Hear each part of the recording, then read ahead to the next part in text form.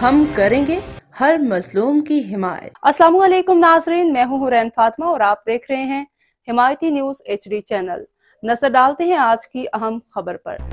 मुल्क भर में सोने की फी तोला कीमत में आज तीसरे रोज भी कमी रिकॉर्ड की गई है। All Pakistan James and jewellers association के मुताबिक एक तोला सोने की कीमत में 1600 रुपए कमी होकर 2,38,000 रुपए का हो गया।